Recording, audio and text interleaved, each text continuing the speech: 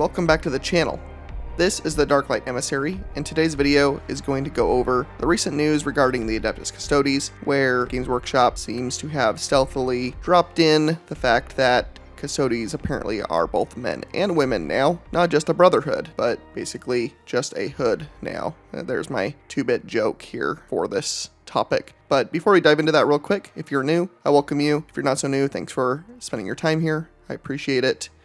I would appreciate a like or subscribe if you end up liking this content, or just your time here. I would appreciate it. And before we launch into this subject, I think for those of you that are new, I'm just going to reintroduce myself a little bit, because you can see that this channel has a bit of steam to it at this point, but I just want to kind of qualify myself for talking on this topic specifically for today, since this is kind of quote-unquote a hot button issue right now, and I just want to kind of qualify myself in that regard.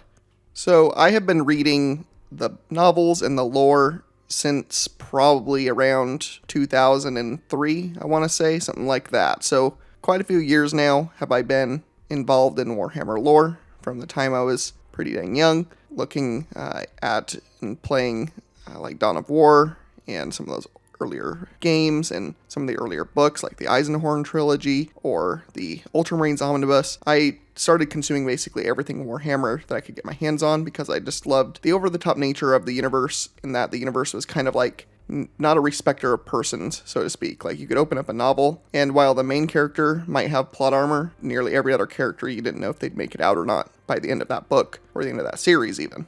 And that could keep you coming back to a series, because, you know, when there's real threat and danger in something, you really appreciate that. So that's kind of kept me at the core, and then I thought, you know, this lore is a bit deeper than some universes and has a bit more nuance to it at times, and I really appreciated that, so I kept with it for the long term. Cut to now, you know, 20 plus years later, and I feel like I've stayed with this lore and this universe pretty much daily in my life almost for that many years. And so I feel like that qualifies me a bit to speak on this subject with some nuance and to kind of give you kind of the for and against of the current situation regarding the Custodes and just the wider lore implications or not from this. So I'll kind of, you know, at the end of this video, give you the basic rundown of what I really think, but at the beginning here, I'm gonna just kind of go over what happened, what you can kind of, you probably do know what happened if you're on this video. You've probably been in the comment groups for either on Facebook or Reddit or wherever you decide to talk about subject relating to the lore. I'm sure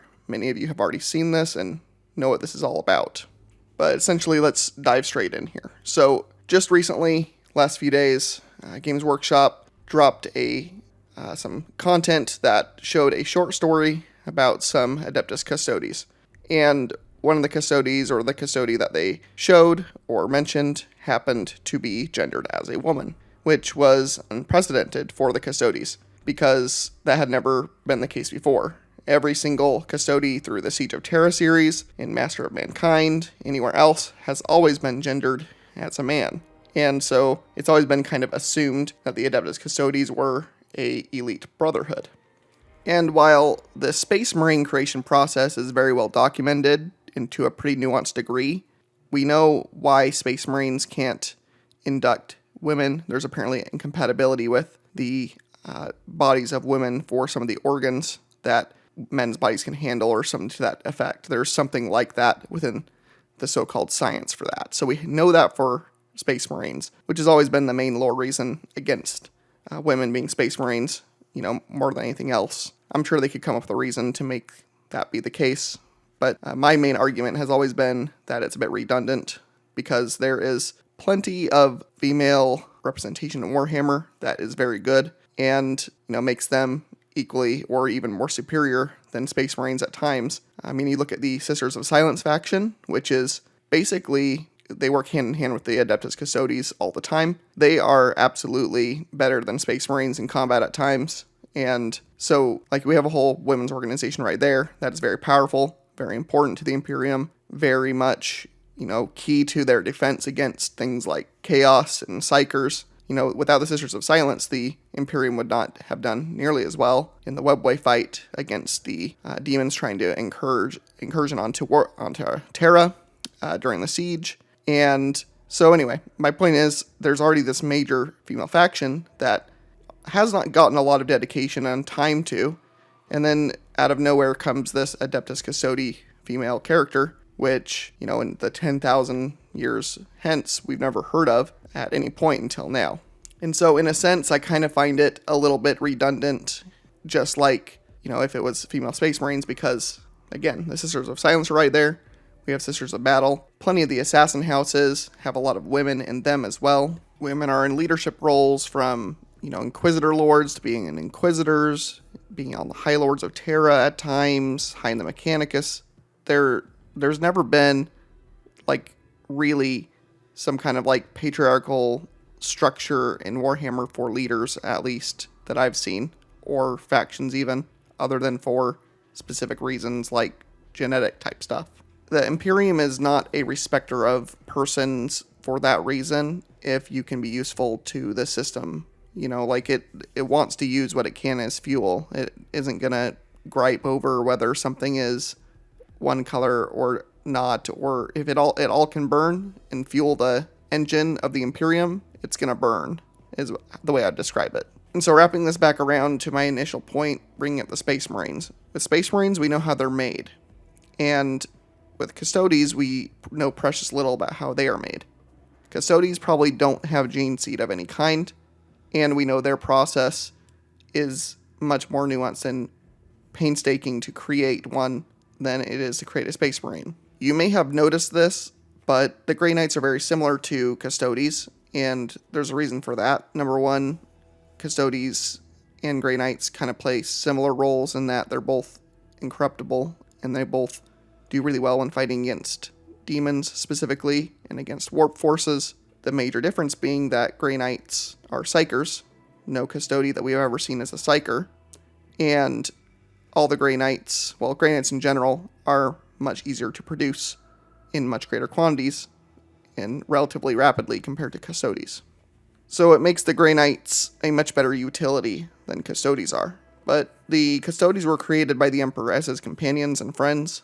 He really wasn't trying to create them exclusively as a weapon. They are great warriors, but that is an aspect of their nature, not their whole aspect. It's just the one they kind of got stuck with long term. And so because of their secretive nature, I would say the Custodes, how they are created and everything about them, is probably one of the most secretive and insular organizations in the entire Imperium and in the entire setting. Because of that, there is definitely room within the lore for some of them to have been women, crafted into an Adeptus Custodi, not just men. And so because of this, I don't find a lore reason against having this in the lore, and against having female Custodes. I don't think it really is going to matter that much. It shouldn't matter that much. It should just be a thing, and we move on from it. This is only going to become a problem if they decide to make this female Custodi, or several of them, show up together and basically be way better than everything else in the setting. If they are given some kind of over-favorability, that's where the problems are going to come in. I don't want to see this Custodi show up and suddenly be a Psyker as well, and suddenly be great at every single thing, totally Mary Suing the character. Don't really want to see that. I want to see this Custodi be just as much of a jerk as the other Custodes are, because that's one of the main things that I've noticed about Custodes. They are all very stubborn, arrogant, fairly angry individuals for the most part. The ones that I've seen in a lot of the books and novels, at least. They are all, very proud of the position they have. And so if this character, if she gets more airtime, so to speak, or they add more that are gendered as female, it should just be a thing about that character, just like it is for the other ones in the setting. When a female character is usually brought up in Warhammer, they aren't really over-explained. They aren't really over-described. Sometimes you get an idea of their age, and sometimes they're an older character. But even if they're younger, often their physical description isn't this lustful male fantasy, and neither are the characters often oogled by male characters. That happens a little bit sometimes, but often it seems like the society within the Imperium doesn't really care whether someone's a man or a woman or anything else. They just care whether you're in a position of authority or not. So, if an Inquisitor shows up on your doorstep and they are a woman, you're going to listen to them just as much as if a male Inquisitor shows up on your doorstep. Both of them have the equal authority to turn you into a servitor. So, you can be as misogynistic as you want be. You're not going to be arguing against an Inquisitor regardless of what they identify as. So, likewise, if you ran into a Adeptus Custodi and they were a woman, it wouldn't matter. So that's kind of where people are at, I think, for the most part, on the reasonable side of this. You've got the fringe sides, you got on the far side being way too ridiculous about, keep the women's out of things, there's fringe of that. And on the far other fringe, you got the people that are bellyaching, saying that, there's not enough female representation when I believe there's plenty of that. And I don't think that this move really matters that much. I'm not sure why Games Workshop did it, to be honest. Not because it can't be there, but just because, it just feels kind of random. If they would have done this during the Siege series, that would have made more sense. Just have, a small group or smattering of the Custodians that were present during the years those books were active be female gendered. Just have Amon be a woman. Just be Amon did this, and she was this, and we would have been we would raise an eyebrow at first. We'd have been oh, that's a female custodian, that's new. But yeah, I guess the lore doesn't go against that at all. Huh, okay. It would have been like that, and then we would have seen Amon being a badass, which he was during the siege. He was an awesome character, and he would have been just as awesome as a woman too. I really don't care either way on this subject in that regard. And so that's really where I'm at on it. There's plenty of cool Sisters of Silence characters. And I think one of the other arguments that I've seen just reading over the last couple days is the Sisters of Silence are a great faction that we don't get much out of. And now we're just kind of being redundant a little bit by, adding female characters to a faction that didn't really need them. Especially when the Custodians work hand in hand with the Sisters of Silence all of the time. The Sisters of Silence might as well be an auxiliary force of the Custodians, and they wear similar armor color. There's a quote going around where Sanguinius sees, a bunch of Custodians and other warriors of the Emperor, and it says they're all, men and women clad in gold, and some people are trying to point that out as being evidence of female Custodians insinuated. But that scene is obviously talking about a mix of Custodians and Sisters of Silence, which were basically working hand in hand during the entire siege and War in the Webway during the Horus Heresy and Great Crusade era. If there were Sisters of Silence around, chances are there was Custodians around. They just worked together a lot of the time. And so I think some of us are just thinking, why not expand the Sisters of Silence lore? Why not get a couple of books dedicated to some of them? Because we've seen some of Oblivion Knights that are really cool from the Custodians, the Sisters of Silence. And so, I don't know, I guess at this point, do some female Custodians with some Sisters of Silence together, I guess, and have them go on some kind of operation together and just show them being badass soldiers, just like the men, I guess. But if they start doing weird things with them, turning them into Primarch level feats of strength or something ridiculous like that, then I think more people are going to have a problem with that, because then you're just kind of literally pandering to who, I'm not sure. As far as I'm aware, most women that jump into Warhammer tend to like factions like the Tyranids anyways, oddly enough. Or maybe not oddly, I don't know. That's the anecdote I hear, is that if women tend to play the tabletop, at least, they tend to like to pick Tyranids or one of the monster type races over anything like the Sisters of Battle or something like that. In my personal experience, most women tend to not even know what Warhammer is still, that I run into. I'm usually the first one introducing them to it at all, if I get that far into any sort of relationship with a woman. I have a girlfriend right now, and she had no idea what Warhammer was until she met me. And she actually kind of likes it. She's reading Eisenhorn right now, and I think I might be doing some kind of podcast thing with her discussing those books. So stay tuned for that, perhaps in the future here. But my point is that, there's still not a ton of women in this hobby. And so it can't be pandering to women fans. I welcome women into the hobby. Like, it's nothing to do against women at all. And I think there's plenty for them in the lore and in the game. Like, I think the lore is some of the most friendly towards women in any setting because it's so neutral towards anyone's gender. Warhammer doesn't care about gender in the books, really. If you're a soldier, you're a soldier. If you're, whatever faction you're part of, it doesn't matter. Like, it's simply a descriptor for you. Like I said at the beginning of this video, the Imperium really does not care where you're from or what you are. It just cares if you burn just as much like the next person, on the altar of fuel needed to power the engine that is the Imperium. Just like corn doesn't care where the blood flows from, just like, anything else, any other analogy I can give, like, really the universe is ambivalent towards that sort of thing. So I think maybe another thing people are pushing back against is this focus on it almost in a weird, specific way. And then Games Workshop had to come out with a tweet kind of reinforcing the fact that, there was always women in the Custodians. But it's just odd that we've gotten 0 stories until now about any of them.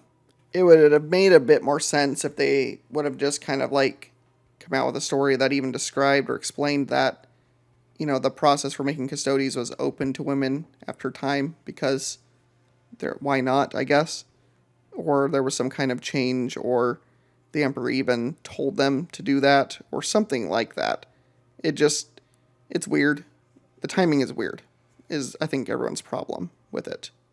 The timing seems strange because we just got done with an entire series of books that focused on the Adeptus Custodes more than they were ever discussed or shown before, and they didn't make a single one of them female that we saw on screen, at least, so to speak. And that was kind of the prime territory to have introduced and made a few of them female at that point. And so now it just seems like this weird afterthought, random knee-jerk response to something is kind of the sense I get from it, and I'm just not sure what they're responding to. One thing I read is it seems like maybe they did this for some kind of like investor move to make the company just look more lucrative. Like, look at us, we're, making, gender affirming, movement and, away from just male characters. Maybe it has some kind of value in the real world for sales of some kind or something that we're just not privy to. But regardless, at the end of the day, it's just kind of a redundant change to the lore. It's not going to change anything as long as, again, this character doesn't turn into Primarch level nonsense or goes and finds Constantine Valdor and defeats him or something ridiculous like that. At the end of the day, it definitely does fit the lore, and I guess the biggest argument I can give for it is that you could just see it as like, let's say all the books are like some scholars scribing out records that they find within the endless stacks of knowledge in the depths of Terra, and they just finally got to some stories about female Custodians. You could argue it in that way. I mean, definitely that could be the case, quite literally within the lore. Like, okay, here's an excerpt now about this Custodian who happens to be this woman named so-and-so. So you could do it that way. The problem is they didn't really do it that way. They just kind of threw the story out there with no fanfare. And, it's kind of left all of us wondering, like, okay, where have they been then? Why are they just suddenly showing up now? Why did Games Workshop make this decision? And that's more of, I think, why people have a problem with it, rather than having a problem with there being female characters. Because plenty of the most celebrated female characters, well, characters I should say in general, are female. You look at the commander of Angron's flagship, the Conqueror. She's a woman. She's probably the most famous woman of almost any character in Warhammer. Lotara Saren. You've got, people in high senior roles, like there's a White Scars Legion commander woman. She's like this older 60-year-old-ish woman who seems to be kind of like a mother figure to Jagatai a bit. but he respects her martial abilities as like a leader of men, a leader of troops. The White Scars respect her, not because she's a woman, but because of her abilities as a commander. You know, like, she'd be just as respected as a man in that position. It didn't matter to the White Scars either way. You know, they're an important character. 40kLore, First Imperial Saint, one of the most keystone characters, I would say, in the Horus Heresy books for, you know, founding what eventually becomes the Imperial Cult, and Ecclesiarchy for worshiping the Emperor. You know, basically the proto-God Emperor worship comes from her, and she performs some very important feats of faith at the end of the Horus Heresy, and without her, it's possible that the Emperor wouldn't have defeated Horus. So I guess what I'm saying is, if you're one of those people out there who thinks that women are just put into the books for, you know, lustful men, then you have not read the books, and you should keep your mouth shut, is kind of my opinion on that. I see that kind of pop up from time to time, and it's just so obvious you have not read a single book in your life, and, you know, just, you know, don't drive by comment, don't leave a comment that's just foolish and drive off, but I guess that's probably in your nature anyway. But anyway, I think that's all I really have to say on this subject. At the end of the day, it doesn't really matter that there are now female custodies, as long as they are not now going to, like, outclass everything. If there's some weird over-focus on them, that's going to be a little bit strange and not welcome. But if they want to be added into the current repertoire of really cool women characters, that's fine. You know, there's room for that, I would say, ultimately. So that's really all I have to say on this. If you like this video, please leave a comment, please subscribe. I'd love to discuss this topic with you in the comment section. And there will be another video coming out this next week, and I look forward to seeing you in that one.